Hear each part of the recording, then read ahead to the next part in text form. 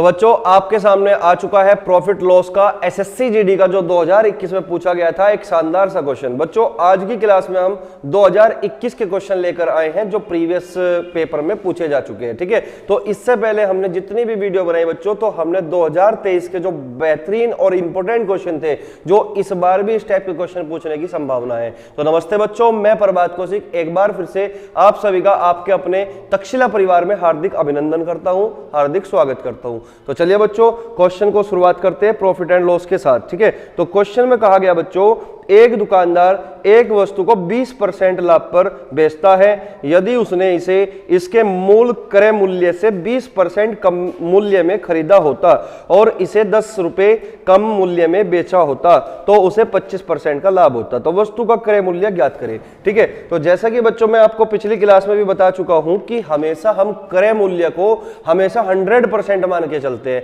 अगर हम 100% पर किसी सामान को खरीदते हैं और हमें 10% का फायदा लेना है तो 110% में हमें उसको बेचना पड़ेगा। ठीक है, तो जैसे कि क्वेश्चन में कहा गया कि एक दुकानदार एक वस्तु को 20% लाभ पर बेचता है, तो मान के चलिए बच्चों हमारी उस वस्तु का जो क्रय मूल्य होगा यानी कि सीपी होगा वो हमने मान लिया कि 100 रुपए है। ठीक है ना, 100% है यानी कि 100 रुपए है। ठीक है, अगर 20% लाभ पर वो बेचता है तो इसका मतलब क्या होगा कि उसने उस सामान को 120 में बेचा होगा। ठीक है, तो यहां बच्चों हमने कितना कमा लिया, 20% का प्रॉफिट कमा लिया, क्योंकि 100 रुपए का 20% जो होगा बच्चों वो 20 रुपए होगा, यानी कि 120 रुपए में हमने बेच दिया। तो अकॉर्डिंग टू लैंग्वेज हमें काम करना है, जिस तरीके से क्वेश्चन में कहा गया है ठीक उसी प्रकार हमें काम करते चले जाना है। ठीक है, अब क्वेश्चन में कहा गया बच्चों, यदि उसने इसे इसके मूल क्रय मूल्य से 20% कम मूल्य में खरीदा होता, यानी कि वो 100 रुपए में ना खरीदता, 20% कम में खरीदता, तो इसका मतलब हमें 20% कम में खरीदना है बच्चों। तो 100 रुपए का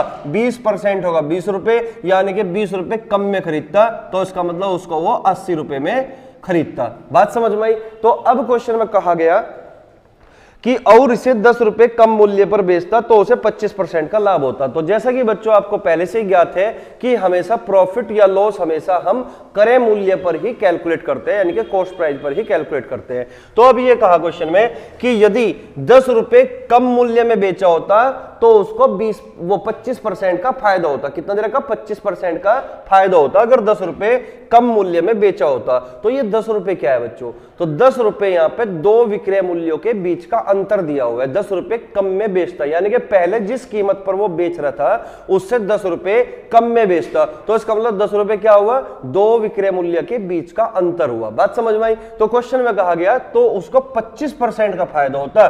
तो फायदा और नुकसान हमेशा क्रय मूल्य पर कैलकुलेट करते हैं, और अब जो क्रय मूल्य है बच्चों हमारा 80 है, तो इसका मतलब यहां पे 80 पर हमें 25% का फायदा उठाना है बच्चों। 25% का क्या लोगे, फायदा लोगे। ठीक है, तो 80 का 25%, क्योंकि 25% की जो फ्रैक्शन वैल्यू होती है वो होती है 1/4। तो 80 का 1/4 कितना होगा बच्चों, 20 रुपए। तो इसका मतलब वो 20 रुपए का यहाँ पे फायदा लेता, 80 रुपए पर 20 रुपए का फायदा, तो इसका मतलब इसको वो 100 रुपए में बेचता। कितने रुपए में बच्चों, 100 रुपए में। ठीक है, लेकिन क्वेश्चन में कहा गया था कि अगर 10 रुपए कम में बेचता, यानी कि पहले जिस कीमत पर वो बेचता था उससे 10 रुपए कम में बेचता, तो इसका मतलब दो विक्रय मूल्य के बीच का जो अंतर दे रखा है बच्चों वो 10 रुपए दे रखा है। तो यहाँ पे जो विक्रय मूल्य बच्चों पहले वाला था वो 120 था, और अब कितना है बच्चों, 100 रुपए। तो इसका मतलब कितना कम मूल्य में बेच रहा है यहाँ पे, तो ये बेच रहा है बच्चों 20 यूनिट कम में बेच रहा है, यानी कि ये 20 यूनिट कम में बेचता। ठीक है ना, लेकिन सवाल में इसी बात की जो वैल्यू दे रखी है वो दे रखी है बच्चों 10 रुपए के बराबर। तो 20 यूनिट की वैल्यू 10 रुपए है, और आपसे पूछा गया है बच्चों कि क्रय मूल्य क्या होगा। क्रय मूल्य बच्चों हमारा कितना है, 100 यूनिट, यानी कि जो ओरिजिनल क्रय मूल्य है वो 100 यूनिट। तो 100 यूनिट की वैल्यू क्या होगी, तो 20 में 5 की मल्टीप्लाई करोगे तो 20 पंजे 100, तो 100 यूनिट, यानी कि 5 की मल्टीप्लाई आपने लेफ्ट हैंड साइड में की, तो 5 की मल्टीप्लाई यहाँ पे आप करोगे तो यानी कि 50 रुपए। तो इसका मतलब ये हुआ कि जो हमारे वस्तु का क्रय मूल्य होगा वो 50 रुपए होगा, यानी कि यही इस सवाल का उत्तर होगा। तो आपका जो आंसर है बच्चों वो बी ऑप्शन है। तो उम्मीद है क्वेश्चन आपको अच्छे से समझ में आया होगा। हमने इस क्वेश्चन में कुछ भी अलग से नहीं किया, जिस तरीके से क्वेश्चन में इंस्ट्रक्शन दे रखी है केवल हमें इंस्ट्रक्शन को फॉलो करते जाना है। ठीक है, बस बेसिक नॉलेज आपको हो कि हमेशा प्रॉफिट और लॉस जो है क्रय मूल्य पर कैलकुलेट करते हैं, और सीपी को हम हमेशा क्वेश्चन के अकॉर्डिंग कि क्वेश्चन में डाटा कैसा हमेशा है, तो हम हमेशा ज्यादातर 100 मानते हैं, ठीक है, या फिर हम फ्रैक्शन में भी क्वेश्चन को तोड़ सकते हैं, ठीक है। तो चलिए बच्चों इसको जल्दी से नोट कीजिएगा, जब भी इस टाइप का क्वेश्चन आपके सामने होगा तो हमेशा इस तरह के क्वेश्चन को आपको इसी तरीके से करना है, ठीक है। चलिएगा नेक्स्ट क्वेश्चन की ओर बढ़ते हैं भाई। क्वेश्चन नंबर 2 आपके सामने बच्चों आ चुका है, जो कि आपका मेंसुरेशन से क्वेश्चन है, यानी कि 2D से। यहाँ पे समबाहु त्रिभुज के बारे में चर्चा की गई है, ठीक है बच्चों। चलिएगा तो नेक्स्ट क्वेश्चन है बच्चों समबाहु त्रिभुज। सबसे पहले बच्चों आपको समबाहु त्रिभुज के बारे में पता होना चाहिए। तो क्वेश्चन नंबर 2 को बनाने से पहले छोटी छोटी सी चीजों को आप समझोगे, ठीक है। तो समबाहु त्रिभुज यहाँ पे क्या होगा, देखो नाम से स्पष्ट है बच्चों, समबाहु त्रिभुज। सम का मतलब समान, बाहु का मतलब भुजा, यानी कि एक ऐसा त्रिभुज जिसकी तीनों भुजाएं समान हो। क्लियर हुई बात। तो एक ऐसा त्रिभुज जिसकी तीनों भुजाएं क्या हो बच्चों, समान हो। तो मान के चलो ये हमारा एक समबाहु त्रिभुज है, ए बी और सी, ठीक है। तो इसकी सभी भुजाएं क्या होगी बच्चों, बराबर होगी। तो ए बी बराबर बी सी बराबर सी है।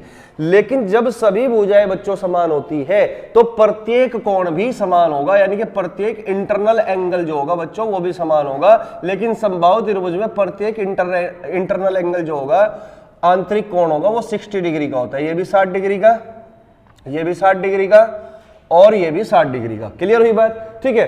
तो हमें इसके 3 जो फॉर्मूले हैं उनके बारे में पता होना चाहिए। तो पहला फॉर्मूला बच्चों हमारा क्या होगा, समबाहु त्रिभुज के क्षेत्रफल का। तो एरिया का जो फॉर्मूला होगा वो होगा बच्चों √3/4 साइड स्क्वायर, √3/4 साइड स्क्वायर। ये समबाहु त्रिभुज के क्षेत्रफल का फॉर्मूला है, ठीक है। दूसरा फॉर्मूला बच्चों हमारा होगा पेरीमीटर का, पेरीमीटर। और बच्चों आपको पता है कि पेरीमीटर का मतलब होता है परिमाप, यानी कि परिमाप का कोई फॉर्मूला अलग से नहीं होता, बस आपके सामने जो भी आकृति दी गई हो उसके चारों तरफ को घूम जाना किसी एक बिंदु से। यानी कि अगर मैं बी से चलता हूं तो इधर से घूमा, इधर से घूमा, इधर से घूमा, वापस इसी पर आ गया।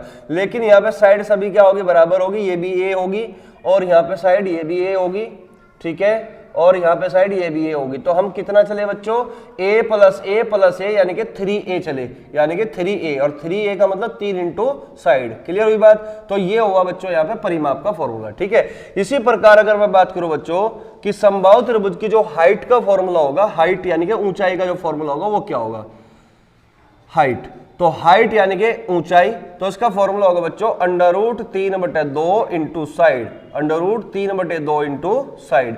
अब ये तीनों के तीनों फॉर्मूले आपको समबाहु त्रिभुज के बारे में पता होने चाहिए, बेसिक फॉर्मूले हैं, ठीक है। इसके अलावा और भी कई फॉर्मूले होते हैं समबाहु त्रिभुज के ऊपर, लेकिन हमें केवल इस क्वेश्चन को करने के लिए जिस चीज की जरूरत है वो मैंने यहाँ पे लिख दी। बात समझ में आई, ठीक है। और ये फॉर्मूले कहां से उत्पन्न हुए, कैसे पैदा हुए, इसकी चर्चा बच्चों हम जब करेंगे जब हम कंटेंट को पढ़ेंगे, ठीक है। कंटेंट में आपको पढ़ाऊंगा एडवांस मैथ में, सोच रहा हूं कि पूरा का पूरा यूट्यूब चैनल पर आपके सामने रख दूं, चाहे उसमें मेंसुरेशन हो, अलजेब्रा हो, ट्रिग्नोमेट्री हो, ज्योमेट्री हो, ठीक है ना, कोऑर्डिनेट ज्योमेट्री हो। ये पूरा का पूरा एडवांस मैथ जो एसएससी अक्सर पूछता है वो मैं सारा यूट्यूब पर फ्री पढ़ाऊंगा, ठीक है। चलिएगा तो अगर मैं बात करूं बच्चों इस क्वेश्चन की, तो क्वेश्चन में कहा गया कि एक समबाहु त्रिभुज का परिमाप 36√3 सेंटीमीटर है। तो परिमाप दे रखा है बच्चों 36√3 सेंटीमीटर। अब परिमाप का जो फॉर्मूला होगा बच्चों वो क्या होगा, 3 इंटू साइड, ठीक है। तो यहां से बच्चों मैं निकाल सकता हूं 3 इंटू साइड, 3a बराबर 36√3, तो 3 से काट दोगे बच्चों तो 12, तो 12√3 यानी कि a की जो वैल्यू आई वो कितनी आई बच्चों, 12√3।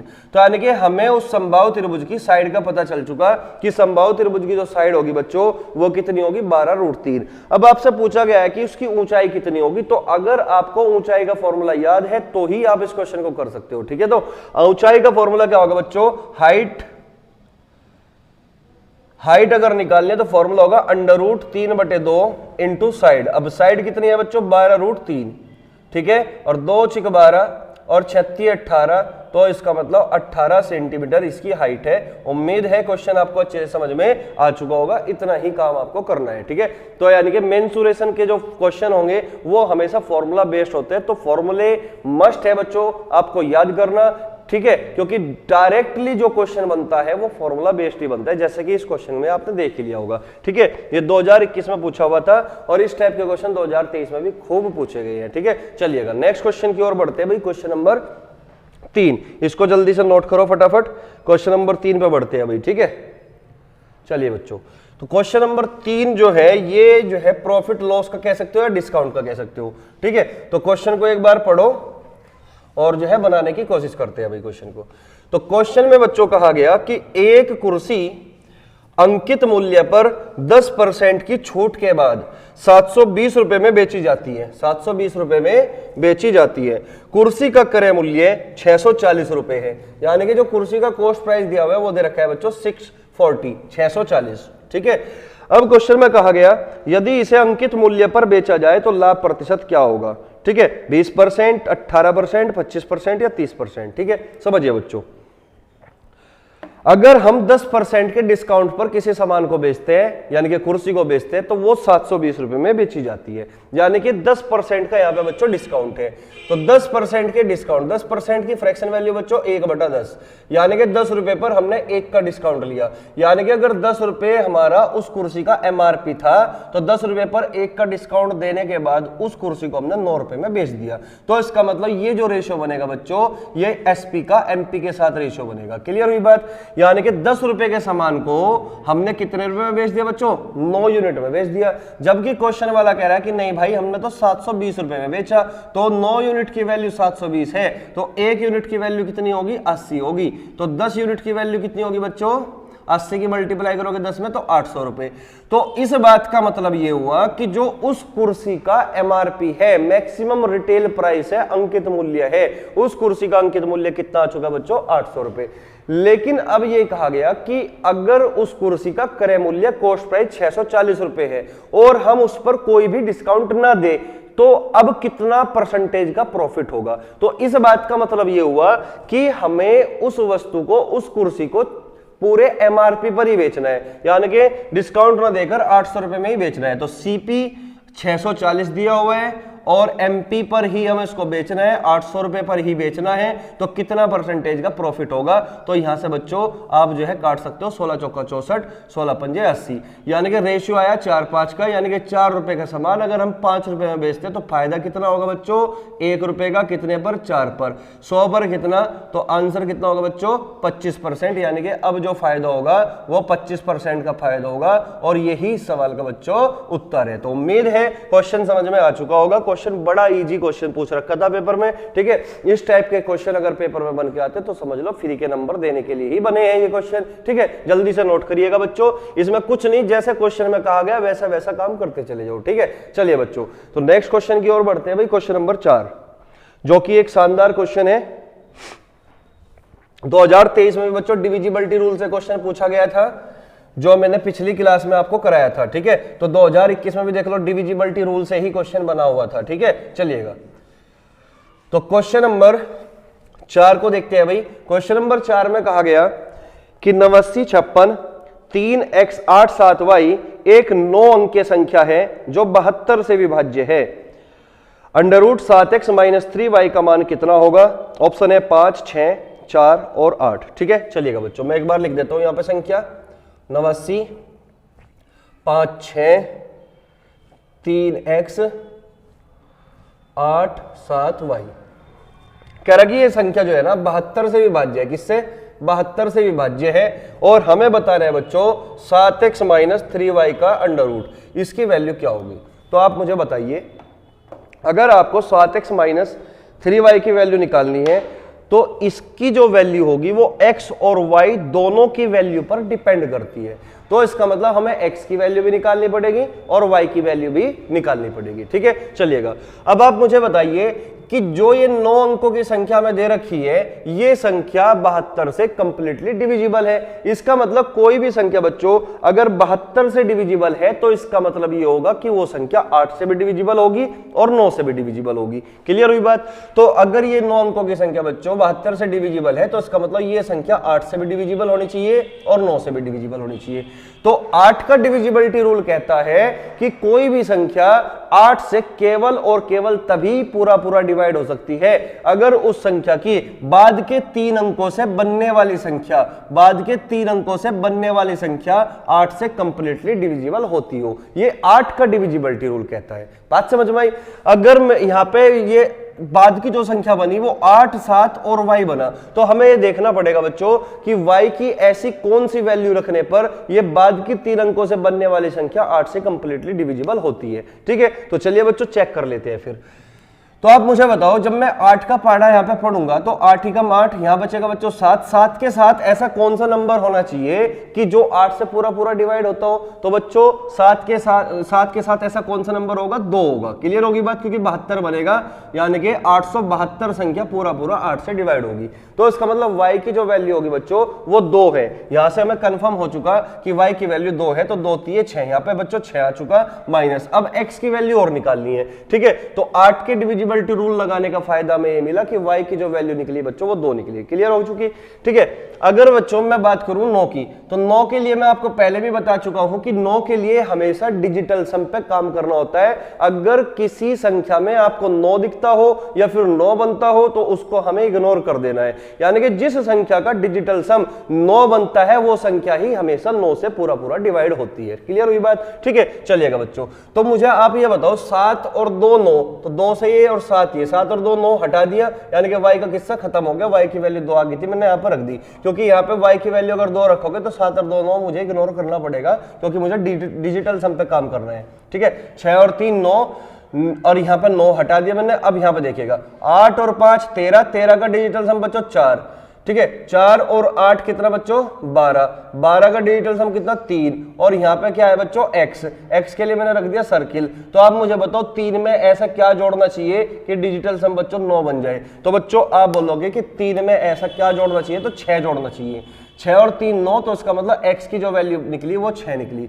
x की वैल्यू अगर 6 है तो 6 7 42, तो 42 माइनस 6 36, और 36 का वर्गमूल करोगे बच्चों कितना मिलेगा? 6 मिलेगा। और यही इस सवाल का उत्तर है। ठीक है, और डिविजिबिलिटी रूल के बहुत ही बेहतरीन क्वेश्चन मैंने जो है उसमें यूट्यूब प्लेटफॉर्म पर प्ले लिस्ट आपको नंबर सिस्टम की मिलेगी, तो उसमें बहुत बढ़िया सवाल मैं करा चुका हूं। जिसको इसमें कोई दिक्कत होती हो तो उन क्वेश्चन को एक बार कर जरूर लेना। ठीक है ना, 10-12 क्वेश्चन ही मैंने डिविजिबिलिटी रूल के लिए और बढ़िया क्वेश्चन लिए एकदम से। ठीक है, तो डिविजिबिलिटी रूल के क्वेश्चन में जिस बच्चे को भी कोई डाउट होगा तो वो यूट्यूब प्लेटफॉर्म पर जाकर वहां पर प्ले लिस्ट में नंबर सिस्टम में जितने भी मैंने नंबर सिस्टम में पढ़ाया है उसको एक बार पढ़ लेना। नंबर सिस्टम से अगर कोई क्वेश्चन बना तुम्हारे किसी भी एग्जाम में, वनडे एग्जाम में, तो बच्चों आपका कोई भी क्वेश्चन जो है गलत नहीं होगा। ठीक है, चलिएगा तो नेक्स्ट क्वेश्चन की ओर बढ़ते हैं। तो उम्मीद है ये क्वेश्चन आपको अच्छे से समझ में आ चुका होगा। क्वेश्चन नंबर 5 की ओर बढ़ते हैं अभी। ठीक है, क्वेश्चन नंबर 5 जो है आपके सामने आ चुका है। एक बार जो है पढ़ने का प्रयास करो और करो उस क्वेश्चन को। क्वेश्चन नंबर 5 भी एक अपने आप में सुंदर क्वेश्चन है, अच्छा क्वेश्चन है। ठीक है, तो इसको भाई करते हैं, किस तरीके से करना है देखते हैं। क्वेश्चन में कहा गया ए और बी के वेतन का अनुपात 6:7 है।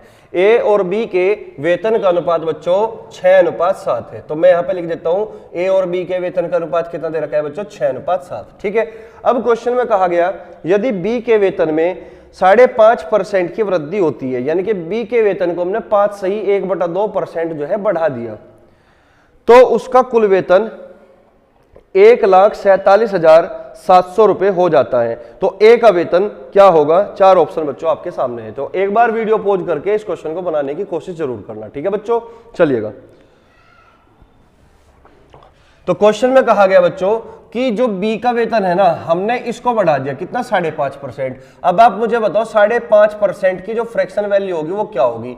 तो ठीक है, 5 दूनी 10 और 1 11, तो 11/2 और परसेंटेज हटाओगे बच्चों 200, तो यानी कि 200 पर हमने 11 की वृद्धि कर दी। तो इसका मतलब जो मल्टीप्लाइंग फैक्टर बनेगा वो 211/200 बनेगा। 211/200 यानी कि 5.5% की वृद्धि करने के बाद ये क्या बनेगा बच्चों? 211/200 बनेगा। क्लियर हुई बात? तो वृद्धि करने के बाद जो कुल वेतन हो जाता है बच्चों वो इतना हो जाता है 7 गुना 211/200। तो बी का कुल वेतन बच्चों इतना हो जाता है। ठीक है, इतना यूनिट हो जाता है। लेकिन क्वेश्चन में कहा गया कि इतना नहीं होता बच्चों, वो होता है 1,47,700 के बराबर। तो इसका मतलब इतने यूनिट का मान कितना होगा? 1,47,700 रुपए के बराबर होगा। 1,47,700 रुपए के बराबर होगा। ठीक है, तो हमें बच्चों यहां से 1 यूनिट की वैल्यू निकाल लेनी है। 1 यूनिट की वैल्यू निकाल लेनी है। तो आप मुझे बताइए 7 × 7, 7 × 7, 7 दूनी 14, यानी कि 7 गुणा 211 करोगे तो 1477, और ये कितनी बार कटेगा बच्चों? 100 बार। तो 200 की मल्टीप्लाई जब आप 100 में करोगे तो कितना बनेगा? 200 की मल्टीप्लाई 100 में करोगे तो कितना बनेगा 20,000 रुपए। तो एक यूनिट की वैल्यू बच्चों 20,000 रुपए है। अगर एक यूनिट की वैल्यू 20,000 रुपए है और आपसे पूछा गया है कि ए का वेतन कितना है, ठीक है, ए का वेतन, तो ए का वेतन बच्चों 6 यूनिट है, तो 6 में मल्टीप्लाई कर दो किसकी बच्चों, 20,000 की आपको 6 में मल्टीप्लाई करनी है, 6 दूनी 12, तो ये बन जाता है बच्चों 1,20,000 रुपए, 1,20,000 रुपए। तो आपका जो आंसर होगा बच्चों, वो जो करेक्ट आंसर होगा वो बी ऑप्शन होगा। उम्मीद है क्वेश्चन आपको अच्छे से समझ में आया होगा, ठीक है। तो एक बार के में ही आपको समझना है क्वेश्चन को, बड़ी इत्मीनान के साथ में जो है चीजों को समझाने की कोशिश करता हूं, ठीक है। चलिएगा नेक्स्ट क्वेश्चन की ओर बढ़ते हैं, एक बार जल्दी से इसको जो है ना नोट कर लो। तो नेक्स्ट क्वेश्चन बच्चों आपके सामने आ चुका होगा, उसको जो है एक बार जो है पढ़ो और जो है समझने का प्रयास करो।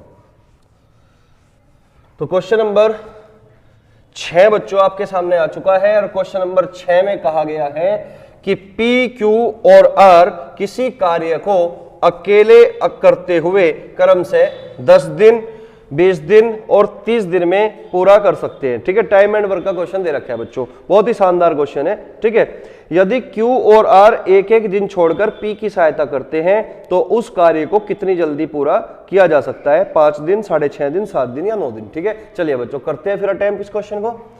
तो क्वेश्चन में कहा गया P, Q और R, 3 सदस्य है, P, Q और R, ठीक है। तो P करता है बच्चों 10 दिन में, किसी काम को पूरा अकेला कर सकता है 10 दिन में, और Q करता है बच्चों 20 दिन में, और R करता है बच्चों 30 दिन में। तो P अकेला कर सकता है किसी काम को 10 दिन में, Q कर सकता है 20 दिन में, और R कर सकता है बच्चों 30 दिन में। यदि Q और R एक एक दिन छोड़कर P की सहायता करते हैं तो उस कार्य को कितनी जल्दी पूरा किया जा सकता है। तो क्वेश्चन में कहा गया जो Q है और R है ये एक एक दिन छोड़कर अल्टरनेट डेज में P की सहायता करने पहुंच जाते हैं। तो सबसे पहले बच्चों हमें निकालना पड़ता है कि टोटल कार्य कितना है, और टोटल कार्य हमेशा बच्चों क्या होगा, एलसीएम होगा, ठीक है। तो इन तीनों दिनों का क्या कर लोगे आप, एलसीएम ले लोगे। तो तीनों दिनों का आप एलसीएम लोगे तो यहाँ पे जो एलसीएम बनेगा बच्चों 10, 20, 30 का जो एलसीएम होगा वो 60 होगा, यानी कि 60 यूनिट जो है हमारा टोटल काम है। 60 यूनिट क्या है बच्चों, टोटल वर्क है, ठीक है। तो हमारा कुल कार्य कितना आ चुका, 60 यूनिट, ठीक है। तो अगर P अकेला 10 दिन में 60 काम करता है तो मुझे बताइए एक दिन में कितना काम करेगा। तो आप कहोगे 10 से डिवाइड करोगे, 10 छिका 60, यानी कि 6 यूनिट पर डे करेगा। क्लियर हुई बात। अगर Q 20 दिन में 60 काम करेगा तो एक दिन में कितना करेगा बच्चों, 20 × 60 यानी कि 3 यूनिट पर डे करेगा। अगर R 30 दिन में 60 काम करेगा बच्चों तो एक दिन में कितना करेगा, 2 यूनिट पर डे करेगा। क्लियर हुई बात। अब क्वेश्चन में ये कहा गया कि Q तथा R एक एक दिन छोड़कर P की सहायता करने पहुंचते हैं, तो इसका मतलब ये हुआ कि पहले दिन जो काम करेगा P के साथ बच्चों Q करेगा। बात समझ में आई। अब दूसरे दिन जो काम करेगा बच्चों P के साथ जो है अब की बार R करेगा, क्योंकि Q एक दिन पहले जा चुका, अब नंबर किसका है बच्चों, R का। तो अब कौन करेगा, P के साथ बच्चों R करेगा, ठीक है। तो इस तरीके से बच्चों ये रिपीट होना शुरू होगा कि पहले दिन P + Q, दूसरे दिन P + R, फिर तीसरे दिन P + Q, फिर चौथे दिन P + R, इसी तरीके से बच्चों रिपीटेशन चलता रहेगा। क्लियर हुई बात। तो पहले दिन अगर P + Q करते हैं, P और Q दोनों मिलकर करते हैं, तो एक दिन में दोनों के द्वारा कितना काम होगा, आप कहोगे सर 9 यूनिट काम होगा। अब जो है दूसरे दिन P और R दोनों मिलकर करते हैं, तो P और R के द्वारा काम होगा, तो P और R दोनों मिलकर एक दिन में कितना काम करेंगे, 6 और 2 8 काम करेंगे। क्लियर हुई बात। तो 9 काम बच्चों यहाँ पे हो चुका और 8 काम बच्चों यहाँ पे हो चुका। तो कुल मिला के टोटल जो काम हुआ 2 दिन में, ये 2 दिन का काम है, 9 और 8 17 यूनिट। तो 17 यूनिट काम बच्चों ये कितने दिन में होगा, 17 यूनिट काम बच्चों 2 दिन में होगा, ठीक है। यहां तक चीजें क्लियर हो चुकी होगी। तो 17 यूनिट काम, 17 काम जो है 2 दिन में हो चुका होगा। लेकिन हमें बच्चों काम करना है पूरा 60, ठीक है ना, और हमें ये बताना है कि ये 60 काम कुल कितने दिन में कंप्लीट होगा, ठीक है। चलिएगा तो हमें करना क्या है बच्चों, 17 का कोई ऐसा मल्टीपल जो 60 के नजदीक हो। तो 17 × 51, तो 51 जो है 60 के नजदीक है, तो 51 यूनिट काम कितने दिन में होगा, 3 की मल्टीप्लाई इधर करी तो 3 की इधर भी कर दो, 6 दिन। तो 51 यूनिट काम बच्चों कितने दिन में होगा, 6 दिन में 51 यूनिट काम पूरा होगा, ठीक है बच्चों। तो यहाँ पे 3 साइकिल पूरी हो चुकी और काम हो चुका 51, और कितने दिन में हो चुका बेटा, 6 दिन में काम पूरा हो चुका। लेकिन बच्चों हमें करना है पूरा 60, तो नंबर अब किसका आया, फिर से P + Q का आया, और P + Q एक दिन में 9 काम करते हैं। P प्लस Q एक दिन में बच्चों 9 काम करते हैं, ठीक है ना।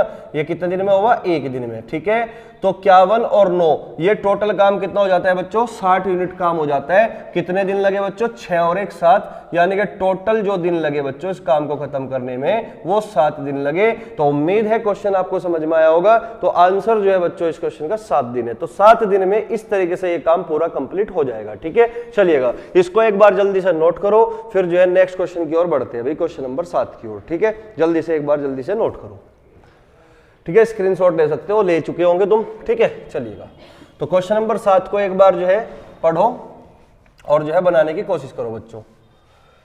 क्वेश्चन नंबर 7 जो है आपका रेशियो पर आधारित क्वेश्चन है। तो एक बार इस क्वेश्चन को फिर जो है देखते हैं किस तरीके से करना है।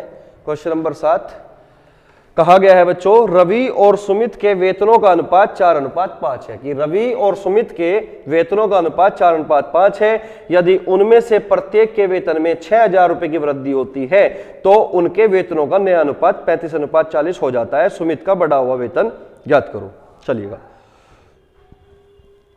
तो एक रवि है और एक सुमित है, उनके वेतन का जो अनुपात दे रखा बच्चों 4:5 दे रखा है। ये इनकम का रेशियो है 4:5, ठीक है बच्चों। यदि उनमें से प्रत्येक के वेतन में 6,000 रुपए की वृद्धि होती है, 6,000 की वृद्धि रवि के वेतन में हुई और 6,000 की वृद्धि बच्चों सुमित के वेतन में हुई, तो ऐसा होने से उनके जो वेतनों का नया अनुपात बनेगा बच्चों, वो जो नया अनुपात बनेगा 35:40 बनेगा, 35:40, ठीक है।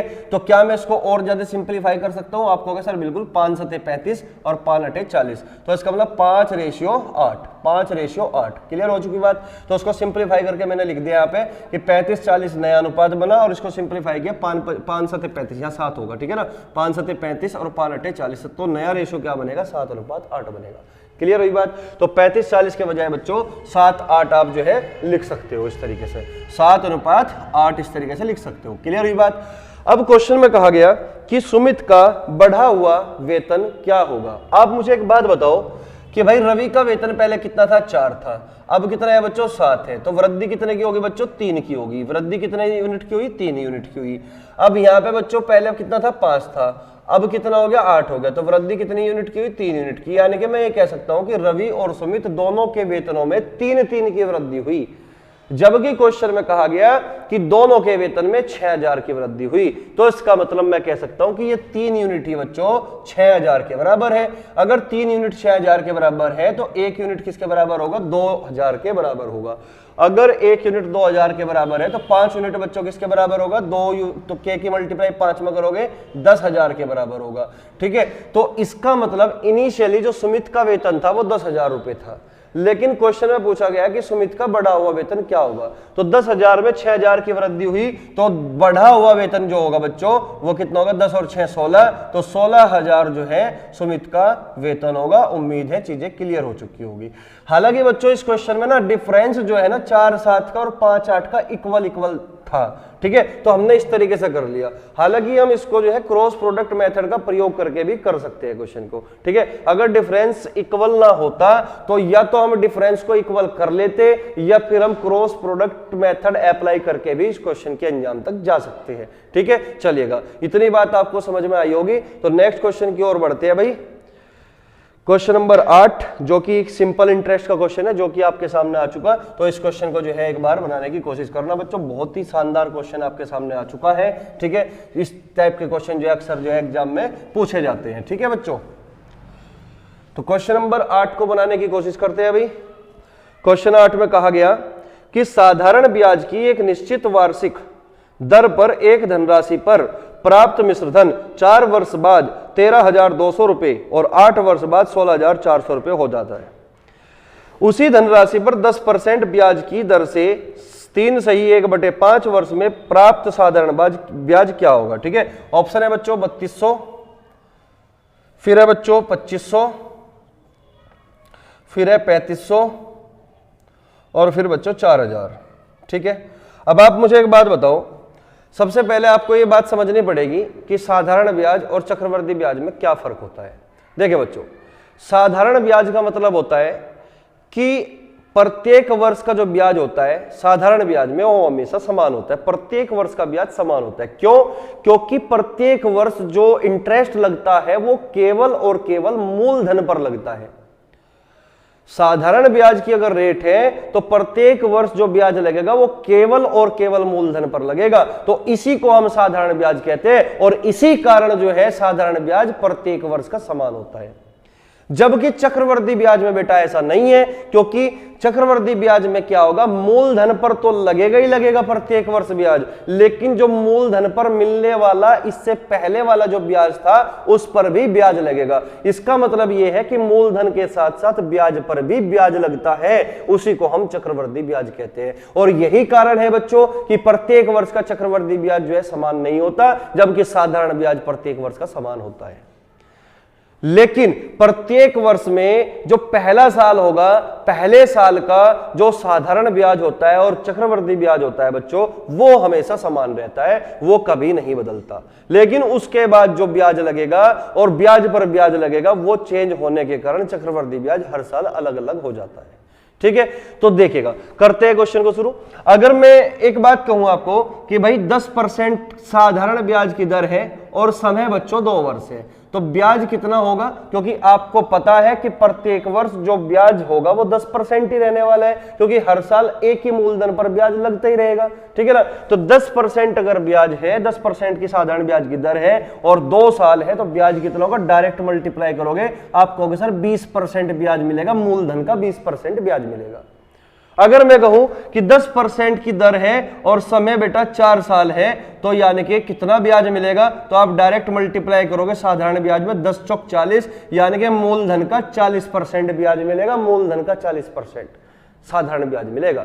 ठीक है, और अगर आप इतनी बात समझ चुके हैं बच्चों, तो अब इस क्वेश्चन में केवल और केवल यही काम कर रहे हैं। क्वेश्चन में कहा गया 10% वार्षिक साधारण ब्याज की दर से 3 सही 1/5 वर्ष का 3 सही 1/5 वर्ष का ब्याज कितना होगा? 10% साधारण ब्याज की दर से 3 सही 1/5% 1/5 साल का ब्याज कितना होगा? तो 5 × 15 और 1 16, तो 16/5 गुणा 10%, 5 दूनी 10, 16 दूनी 32। इसका मतलब मैं बोल लूंगा बच्चों कि मूलधन का 32% ब्याज मिलेगा, मूलधन का 32%। अगर मूलधन का 32% ब्याज होगा बच्चों, तो मैं ये कह सकता हूं कि हमारा जो आंसर होगा वो भी 32 का ही मल्टीपल होना चाहिए। फिर अगर 32 का मल्टीपल होगा तो 2500, 3500, 4000 आंसर नहीं होगा, आंसर तो बच्चों 3200 होगा। तो इस टाइप के क्वेश्चन को सॉल्व करें, ऐसा भी जरूरी नहीं होता, डायरेक्ट हम ऑप्शन से एलिमिनेट कर सकते हैं। ठीक है बच्चों, चलिएगा। लेकिन अब आपको सॉल्यूशन समझना है कि सॉल्यूशन क्या है, उसको समझना है। ये तो मैंने ऑप्शन टेक्निक आपको बता दी कि इस टाइप का क्वेश्चन जब भी साधारण ब्याज का होगा, केवल और केवल आप जो है टोटल परसेंटेज में ब्याज निकाल लो, मूलधन निकालने की जरूरत नहीं है अगर ऑप्शन से एलिमिनेट होता है तो। ठीक है, लेकिन इस क्वेश्चन को सॉल्व करने के लिए बच्चों हमें मूलधन की जरूरत पड़ेगी, तो हमें मूलधन निकालना ही निकालना पड़ेगा अगर सॉल्यूशन करते हैं तो। ठीक है, चलिएगा, चलते हैं भाई, क्वेश्चन को शुरू करते हैं। तो क्वेश्चन में कहा गया साधारण ब्याज की एक निश्चित वार्षिक दर पर एक धनराशि पर प्राप्त मिश्र धन 4 साल बाद 13,200 रुपए हो जाता है। भाई हमें वो धनराशि नहीं पता कि जिस पर ब्याज मिला होगा, वो मूलधन नहीं पता, वो इनिशियल धन नहीं पता हमें कुछ भी। ठीक है, तो हमने मान लिया कि जो वो धन है वो पी है, पी फॉर प्रिंसिपल है। अब इस पे 4 साल बाद 4 साल का ब्याज लगा होगा, 4 साल बाद जो मिश्र धन बनता है वो 13,200 रुपए बनता है, 13,200 रुपए, 13,200 रुपए, यानी कि मूलधन पर 4 साल का ब्याज जुड़ने के बाद 13,200 रुपए ये मिश्र धन बना। फिर क्वेश्चन में कहा गया और 8 साल बाद 16,400 रुपए हो जाता है। अब 8 साल बाद 16,400 रुपए हो जाता है, तो 4 साल तो बच्चों यहां पे और 4 और जोड़ लो, तो इसका मतलब पूरे 8 साल हो गए। पूरे कितने हो गए? 8 साल। तो 8 साल बाद कितना हो गया?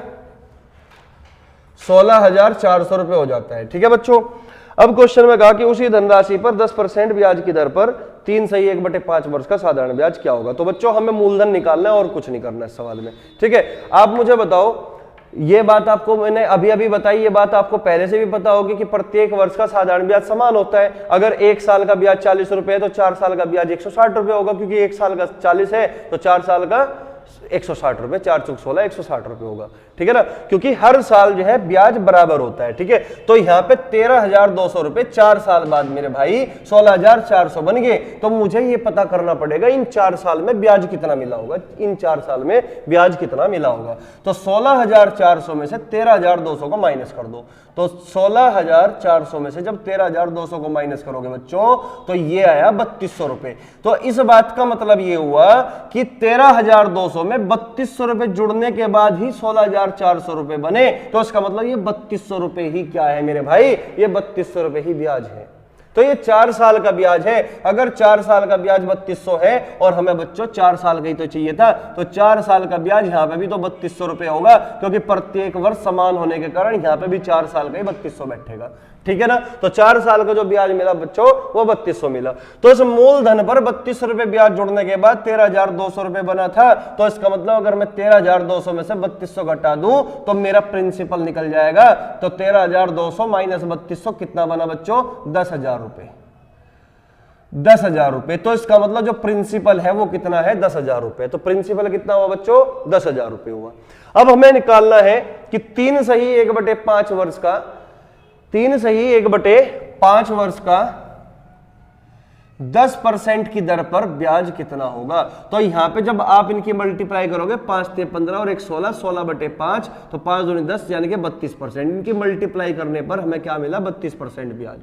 तो इसका मतलब जो ब्याज मिलेगा बेटा, इंटरेस्ट मिलेगा, वो कितना मिलेगा, इंटरेस्ट बराबर 10,000 का 32%, 10,000 का 32%, परसेंट से 2 जीरो कटेगी। तो आपका जो आंसर होगा बच्चों वो 3200 रुपए होगा, यानी कि इतना इंटरेस्ट जो है हमें मिलेगा, यानी कि आपका जो आंसर होगा वो ए ऑप्शन होगा। तो सॉल्यूशन भी मैंने आपको करा दिया और ऑप्शन से किस तरीके से आपको कर देना था इस क्वेश्चन को वो भी आप सीख चुके, ठीक है। तो इसको जल्दी से एक बार नोट करो या स्क्रीनशॉट लो बच्चों, ठीक है। अब हम चलते हैं अगले क्वेश्चन पे, क्वेश्चन नंबर 9 पे। ये भी हमारा साधारण ब्याज का क्वेश्चन है, क्वेश्चन नंबर 9, जो कि आपके सामने आ चुका है मेरे भाई, ठीक है। चलिएगा करते हैं भाई इसको शुरू।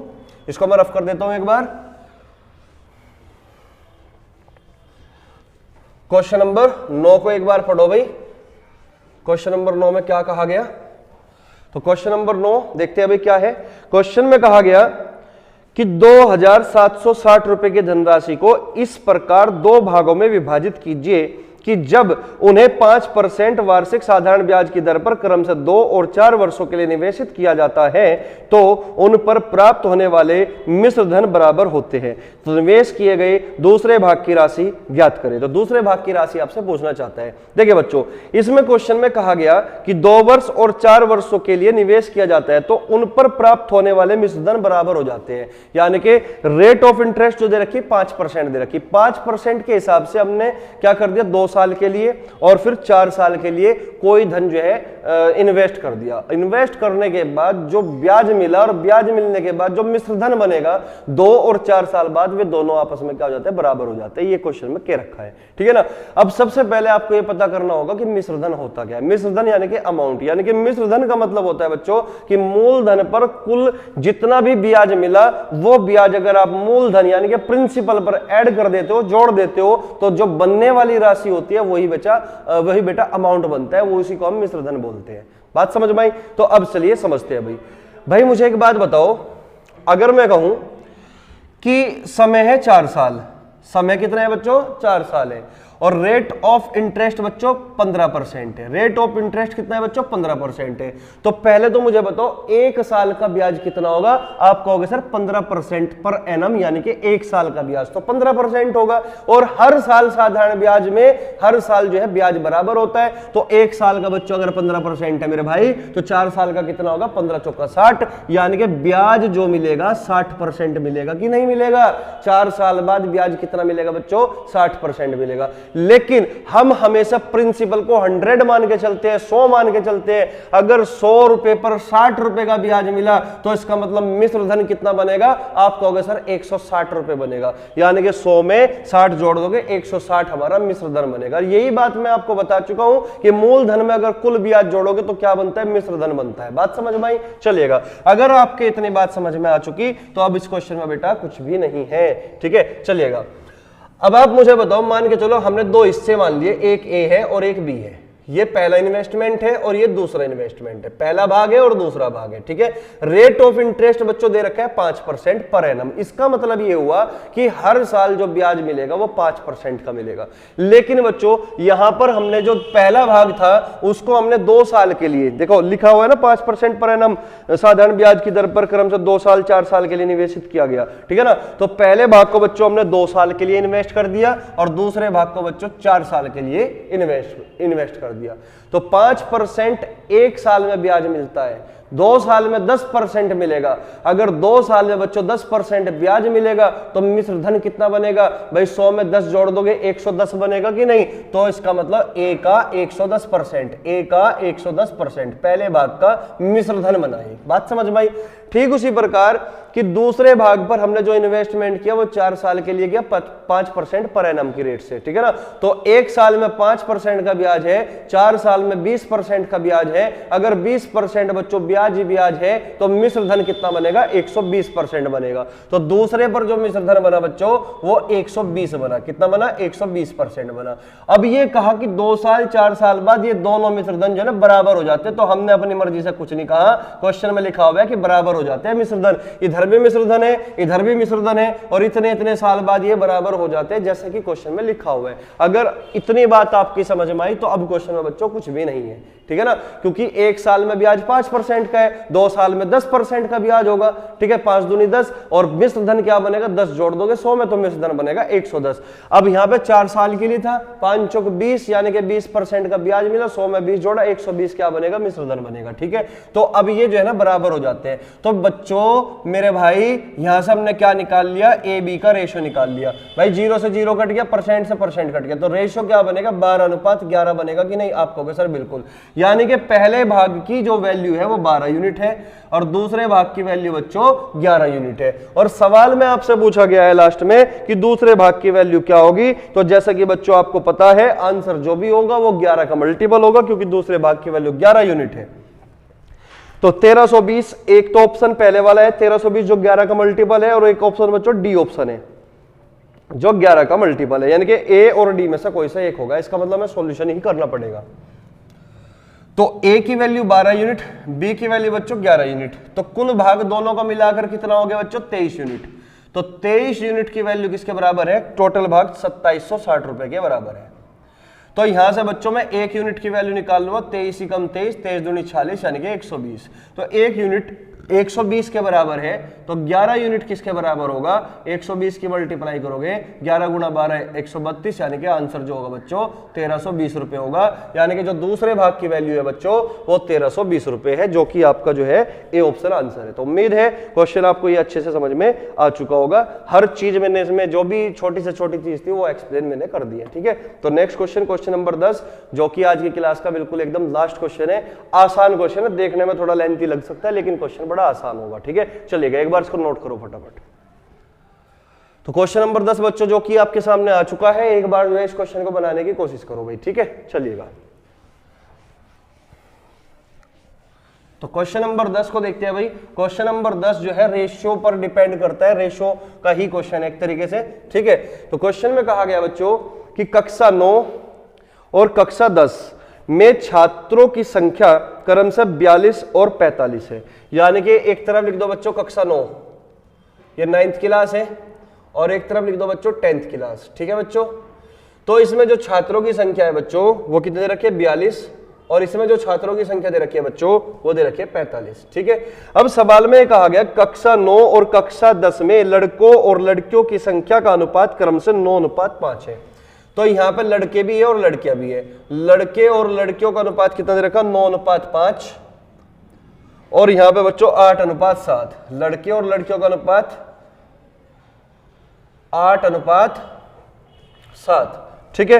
तो दोनों कक्षाओं में मिलाकर लड़कों की कुल संख्या और लड़कियों की कुल संख्या का अंतर ज्ञात करें। कह रहा कि दोनों कक्षाओं को मिलाकर टोटल जितने भी लड़के हैं और दोनों कक्षाओं को मिलाकर जितनी कुल लड़कियां हैं उनके बीच में आपसे डिफरेंस पूछा गया है कि अंतर क्या होगा। ठीक है बच्चों, तो चलिए करते हैं भाई शुरू। इतनी सी इंफॉर्मेशन हमारे सामने कि कक्षा 9 है और कक्षा 10 है। कक्षा 9 में कुल स्टूडेंट कितने हैं बच्चों? 42, और कक्षा 10 में है 45। लड़के लड़कियों का रेशियो है 9:5, इधर है बच्चों 8:7। और आपसे पूछ रखा है बच्चों कि कुल अंतर कितना है कुल लड़कों का और कुल लड़कियों का 9वीं 10वीं दोनों को मिलाकर। ठीक है, चलिएगा देखते हैं भाई।